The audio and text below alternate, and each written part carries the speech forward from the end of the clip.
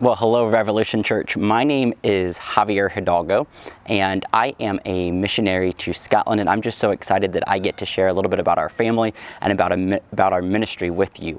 Let me start by introducing my family. So, like I said, my name is Javier. You can call me Javi. All my friends call me Javi, and call me Javi. This is a picture of our family. You'll see my wife, my beautiful wife, Tiffany, and two of our boys in this photo. This is a little bit older of a family photo, but the young man with his arms around both of us, that is Grayson. He is 5 years old, and he's super excited about this adventure that we're on as missionaries on deputation. The curly hair boy, the beautiful curly locks, that is Sawyer. He is 3 years old, just completely full of energy. If we were physically with you at your church right now, he'd be running all over the place, so you would know he was there. The reason I say this is an older family photo is because my wife gave birth to our third son, Micah. So here's a picture of Micah. Micah just turned 7 weeks old. And so, we're excited that God has expanded our family and grown our family and really sustained our family as we've been on deputation for the past year. So we're a missionary family. We're on deputation, and we've been traveling. We're sent out of a church not too far from yours. Our home church is Cypress Creek Baptist Church in Cypress, Texas, so northwest Houston, really not too far from you guys. We were sent out last February, and we've been traveling since. We're about 51% of the way there. The Lord has graciously supplied about half of our support, and so we're praying and we're hoping that we can finish out this year and the beginning of next year, and then send you an email or a video like this that tells you that we bought plane tickets and we're heading to Scotland. Now, a question that we get a lot as missionaries is, how did the Lord lay Scotland, of all places, on your hearts? And I think that's a really fair question. We get it a lot too because I'm Hispanic. My grandparents are from Mexico. We have a Spanish last name. You wouldn't know it from the photo, but Tiffany is half Lebanese. And so we get that question a lot in the sense of, how did the Lord call you to Scotland, of all places, when none of you have any sort of background with Scotland? So I'd like to share a story with you, and the story really is the story of how the Lord brought us to salvation, and I think that will really help answer that question for you. But before I tell you that story, I'd like to show you our video. This video will show you about the needs in Scotland, the needs for gospel work in the country of Scotland, and just the condition and the spiritual condition of the country. So I'm going to play that video now, and then as soon as that video ends, I'll come back on camera and I'll share with you a little bit more about our story, and then more about our field.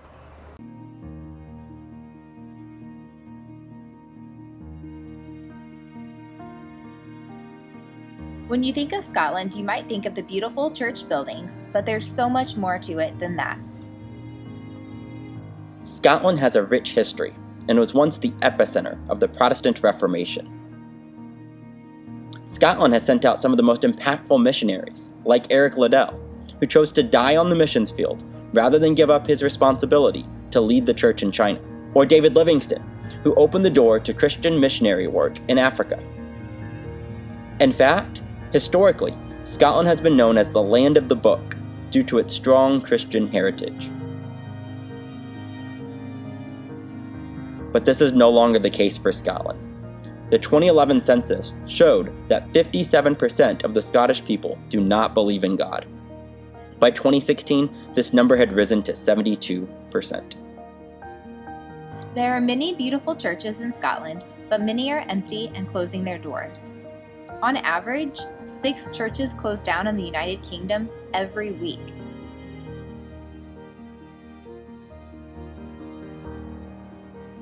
It is estimated that within the next 50 years, the entire Church of Scotland will cease to exist as older members pass away without new believers to replace them. We are the Hidalgo family. And God has called us to share the gospel in Scotland. It was on a missions trip in Honduras that God broke our heart for foreign missions. We surrendered to God's calling as He led us towards a burden for the Scottish people. We were blessed with the opportunity to minister in North Berwick for 4 weeks. It is our desire to work alongside veteran missionaries Dan and Jackie McCaskill and continue the work God has been doing through them since the early 90s. This includes establishing a children's ministry, a ministry for young adults, and eventually equipping Scottish believers to plant churches across Scotland. Would you consider partnering with us in prayer and in financial support so we can bring the gospel of Jesus Christ to a country that desperately needs revival?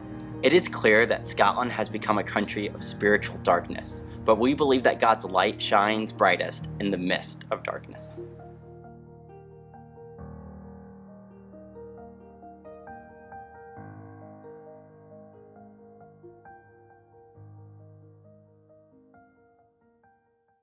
You know, one of the things that we get to do as missionaries is travel this great country to get to raise our support, to get to the field.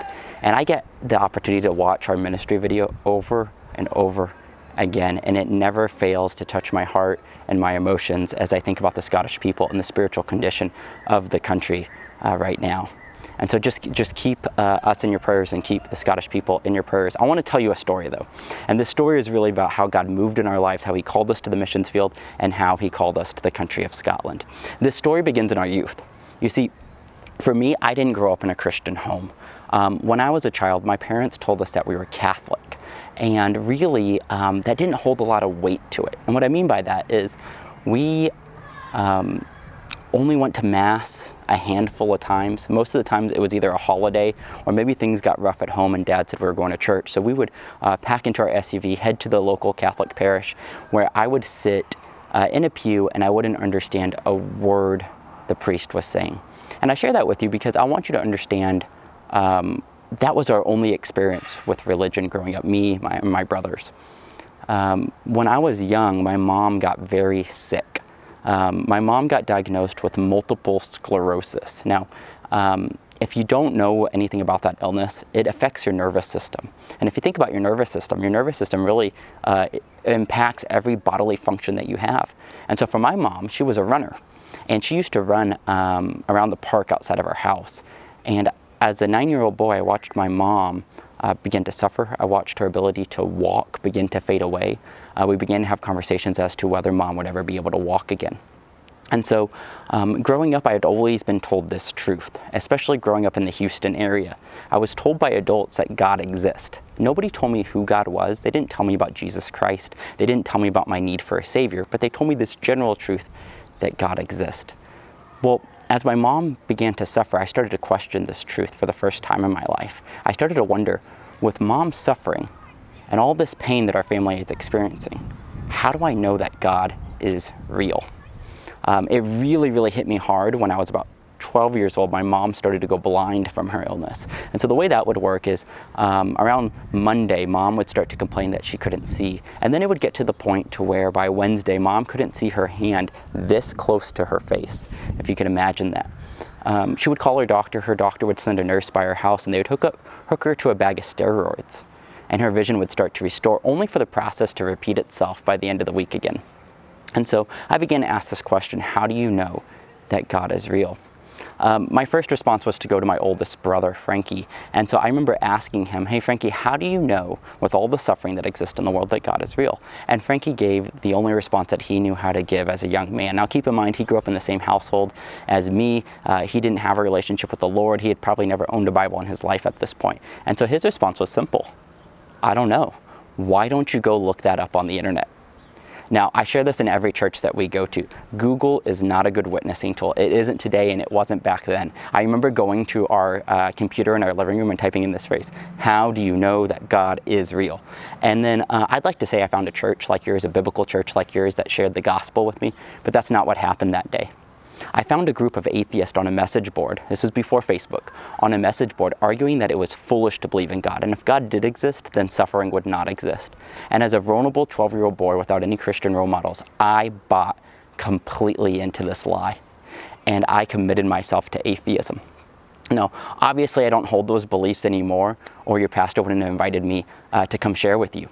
Right? But this is where I came from. And so I went headfirst into atheism. I was involved in organizations in junior high, high school, and in college that promoted atheism and tried to convince people that you were foolish to believe in God. Now, my wife's story is much different than mine. She was saved at a young age at a church in Houston. She professed faith in the Lord, was baptized, but after she did so, her parents moved a bunch. And after they moved from home to home, from job to job, by the time they got rooted in church, Tiffany was a teenager, and she went through that phase where she felt like she was just too cool to go to church, and she really started to walk away from her faith in the Lord. I met Tiffany in 9th grade Spanish class. We get asked the question a lot if we speak Spanish or if I speak Spanish, and the answer is no. And I always blame that on my wife because I met my wife that year in Spanish class, and my only desire was to date her. I remember she sat one row over from me, 3 seats up, and the only reason I remember that so vividly is because somebody else beat me to the seat next to her in class. And so I wanted to date her from that first day of high school, but it just wasn't in the cards for me. But we remained very good friends throughout high school and into college. In college, I became the most deeply involved in atheism that I ever was. And what I mean by that is I went to Sam Houston State University, and I used to stand on the college square. It's kind of like a common area if you've ever been to that college campus. And me and my atheist friends used to find Christians to try to get them to doubt their faith. And so we would ask them a question like, hey, are you a Christian?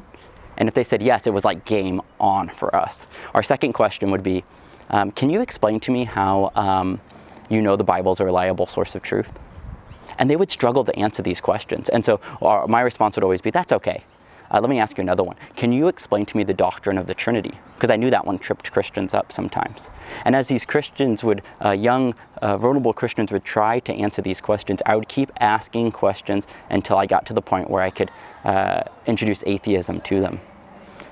This is where I came from.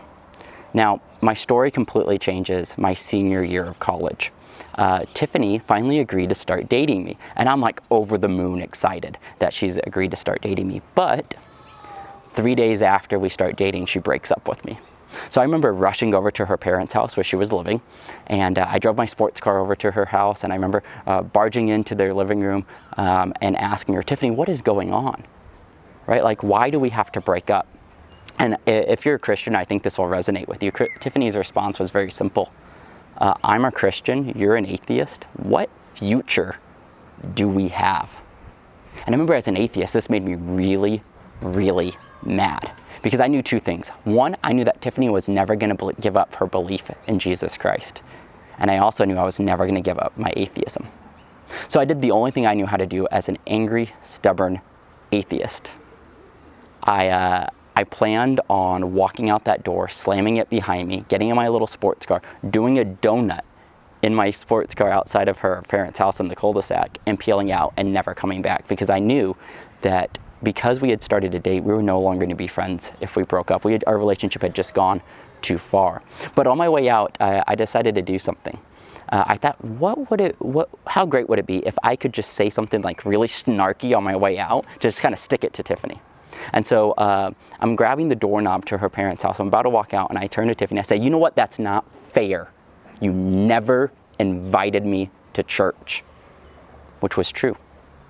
Tiffany didn't have a church to invite me to. Remember, she had been walking away from her faith in the Lord and hadn't been following him. And Tiffany's response was just completely baffled me. She says, okay. We'll go to church then, you're right. And I remember my eyes got about this big because I had no desire to go to church. But that's what we did. For 2.5 years, Tiffany and I, we didn't break up. We went to a different church in the Houston area. And I say a different church because every time we went to church, I found something wrong with it, because as an atheist, I didn't want to be in church. Eventually, we got married. And after we got married, we started attending Cypress Creek Baptist Church. Tiffany put her foot down and said, hey, I just want to attend one church. I'm tired of going to all these different churches. I said, okay. We were attending for a few months, and a young couple, Henry and Miranda Jordan, invited us to go out to eat. And I knew Henry had a motive that day, because when we get to Chili's, he says, okay, here's the real reason I invited you to go out to eat.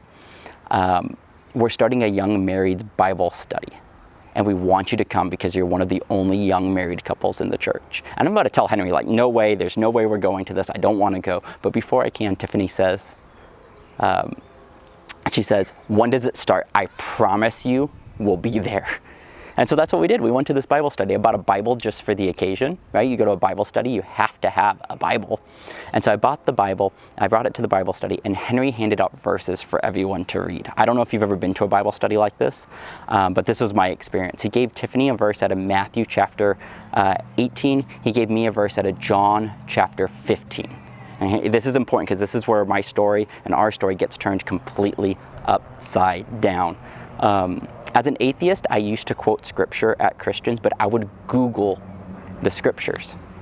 I didn't know where to find John in my Bible. And I didn't think to use the table of contents, right? I was way too nervous for that.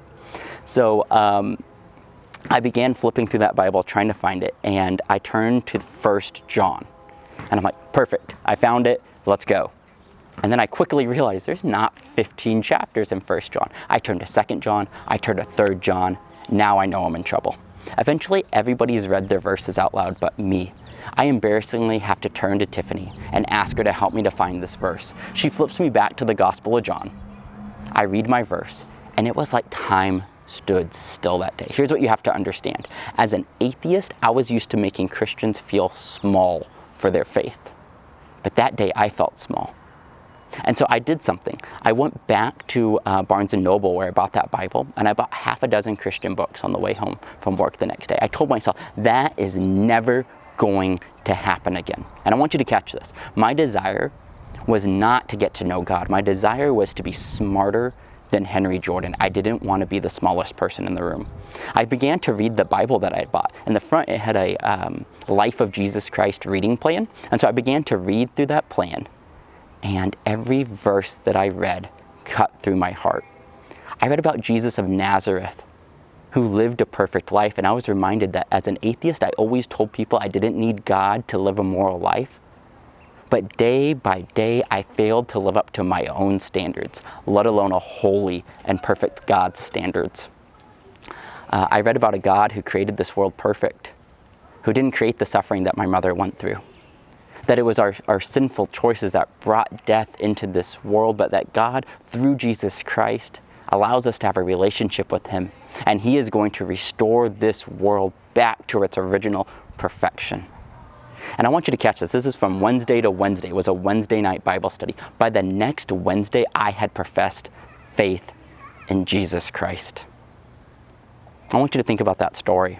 I went from being an atheist to a Christian. And as we were discipled in our home church and we began to grow in our relationship with the Lord called us to the missions field. Scotland, as you saw in the video, is a country where 72% of the population, they do not believe in God. We believe that God has a purpose for our family, that He has a purpose for all of us. And our purpose is to reach those that are furthest from God. And so it's our desire to plant biblical churches in Scotland so that we can reach a population that is turning towards atheism faster than any other country in the world. So that's our story. And I hope that answers that question of how God called a young family from Cypress, Texas to Scotland. Now, you saw in our video a little bit about the field that we are going to be serving in.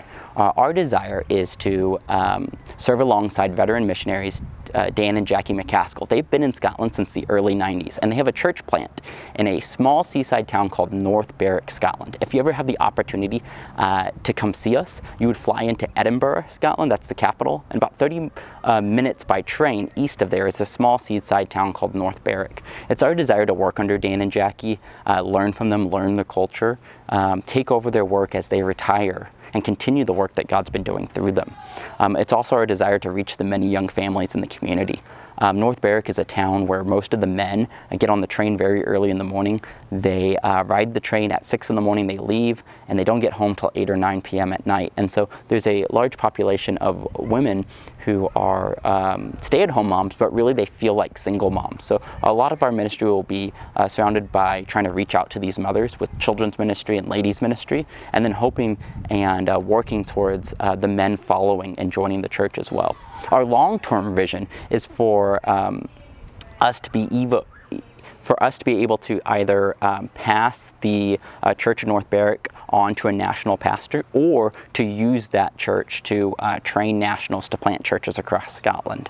And so that's really our goal. We believe that it's our job to plant churches that are self-governing, that are self-propagating, right? And really the goal there is that we don't want our work to finish when we retire, when we pass away, when we have to leave the field. We want to have a lasting impact on the country. So we want these churches to be self-governing, self-supporting, and self-propagating. And so that's really our desire. The Scottish people are friendly people. They love Americans. They go on holiday or vacation to the United States, and so they welcome Americans. It's not a country that's hostile towards missionaries or towards Americans. We truly believe that the ground has been softened for the gospel to reach the hearts of the Scottish people. You have to keep in mind this is a population where most of the young adults have never been to church before. They don't have a church to go to. The last person in their family that went to church would have been their grandparents or their great-grandparents. And so it's a population that they're not as hostile to Christianity as I was as an atheist, because they're generations removed from that level of rebellion against God. But we're just thankful that we get an opportunity to share in churches like yours and just share the vision that God has given us to try to reach these people, to share the need to reach them. If I could just encourage you in a few ways of how you can be involved in world missions, and I'd love to. So here's a few ways. One, we ask that you share the gospel in your own community. Right? Our ability to function as missionaries relies on strong churches like yours reaching the lost for the sake of Christ. And let's put it this way. When we are in Scotland, we will be about 4,700 miles from you. And so while we reach the lost in North Berwick, Scotland, we will be reaching your uttermost. But at the same time, we're relying on you to reach our uttermost. So that's the first way. Reach the lost right here in your own community. The second way is you can pray. We ask that you pray the way that Jesus taught us to. Matthew 9:38 says, "Pray ye therefore to the Lord of the harvest that he would send forth laborers into his harvest." And so we just ask that you pray that we need more missionaries. We need more pastors. We need more youth workers. We need more people willing to go into the harvest to reach the lost. And so we ask that you say that prayer and pray that prayer boldly. Pray that God would use your family, your children, your grandchildren, your spouse, and you to reach the lost no matter what the cost. Pray a bold prayer like that and watch how God shows up. In the midst of all this, we ask that you pray for our family, pray for our children, pray for our health, especially in the current conditions that our country and our world are in right now. Just pray that God continues to sustain us. We are all thankful that we're very healthy.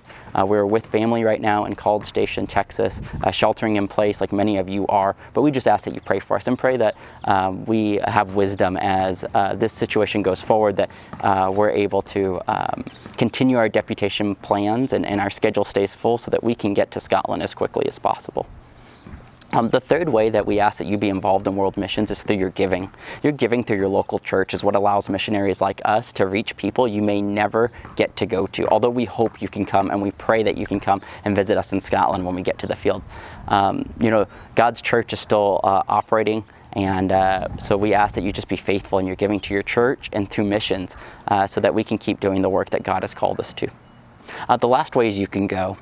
And I mean that in two ways. One, you can go directly into your community and share the gospel, like I mentioned earlier. Right? God might just be calling you to reach a neighbor, especially in these times, to show the love of Christ to those around us that desperately need the gospel. But he might be calling you also to the foreign missions field, like he called our family. And so we just ask that you would surrender to that calling. And I say this not as a condemnation, but just if this could be an encouragement to you. I really dragged my feet when the Lord first called us to the missions field. And here's what I learned from that experience. Delayed obedience is disobedience.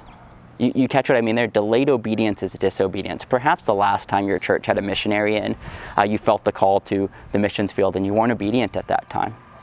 And perhaps the Lord is calling you today, and it still has that calling on your heart for you to go to the missions field. Let today be the day that you surrender to the Lord and say, Lord, wherever you would have me to go, I will go, and I will trust that you'll sustain my family, that you'll provide everything that we need.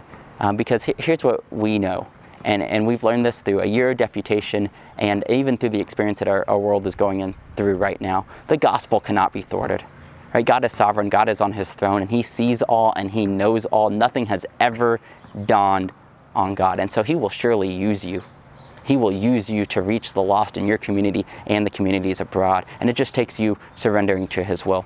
And so if you could just do those 4 things, share the gospel in your community, pray for more laborers, pray for our family, pray for the lost, that their hearts would be softened to the gospel.